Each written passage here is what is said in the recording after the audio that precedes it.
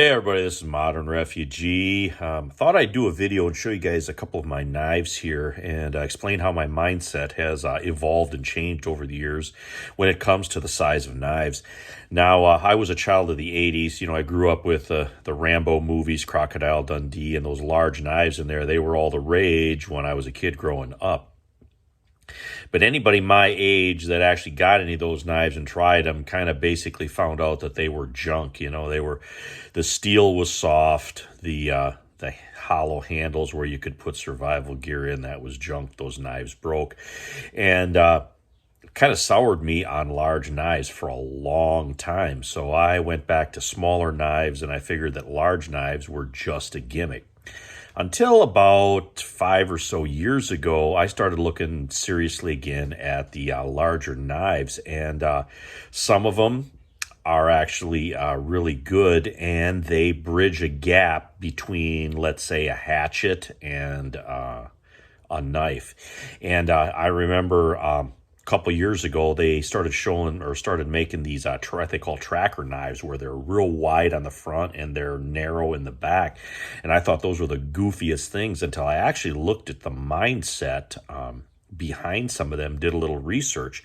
The front of that knife is supposed to act like your chopping tool and your hatchet, and then the back part of that knife is got a sharper edge on it, so you can use that for your finer carving tasks. So it's almost like two tools in one. And I actually got something similar like that here on the bench that I'm going to show you guys now. My two favorite large knives, I actually have a couple other large knives, but my two favorite large knives are the Skrama 240 from Vrustelika out of Finland, and then the ESEE Hungus 2, which is sort of between their largest knife, which is a Hungus, and sort of their flagship model, which is the ESEE 6. And this is the ESEE Hungus 2 right here. And this guy I have actually had out in other videos where I've showed you guys, and it's quite thick on the back. And this is sort of I'd say a medium to large chopping knife, but it's got that flat grind on it, so it actually carves and stuff really well. And with this kind of forward curved grip here on the handle, it's got a really good positive grip, and it comes with a really good sheath too. So this guy right here is a Kydex sheath, and it's got a Molly back on it. But these knives, one thing about these knives is they're hard to wear on a belt. They're almost designed to put on a pack. You know those Molly packs that everybody says that they're, you know, they'll get you in trouble if you wear them after SHTF because you're going to stick out and whatever. Well, those Molly packs are actually really good to carry a larger knife like this, because most of these larger knives have some type of Molly webbing on the back, so you can attach these to the outside of the knives and make your life a lot easier. So what I do is, with these larger knives, I usually rig up some type of baldric rig. And what a baldric rig is it's basically a shoulder strap for your knife. And an old rifle sling works really good for that. And as you can see here, the mash clip on this old single point sling fits right around the Molly loop, and I can just drop this at my side. When I want to wear it, I can wear it. When I want to take it off, I can take it off.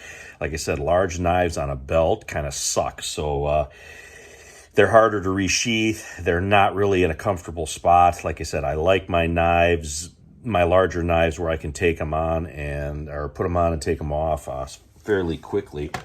And another thing too is this has got a breakaway clip on it, so I can actually snap this off if I want to take it off that way as well.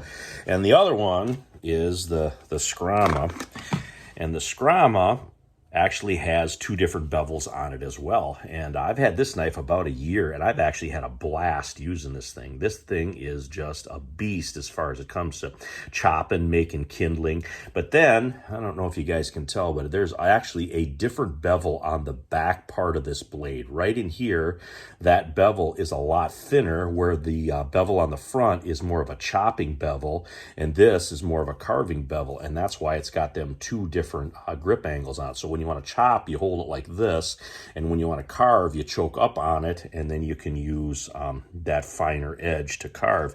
And I actually bought that with just a like a plastic sheath cover that came with it, but then I ordered myself a Great Britain military surplus, what they call a bayonet frog, where this slides in.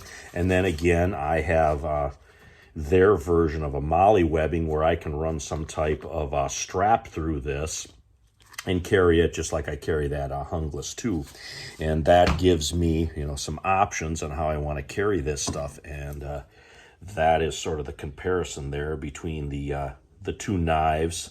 And I always like to have on these large chopping knives, like to have some type of tail on the back there where I can grip or hold on to it or whatever. But yeah, these knives have treated me very well and kind of got me out of that large knives are just a gimmick. And they have been fairly useful when I go out stomping around out in the woods, especially in the wintertime when I want to make fires and stuff.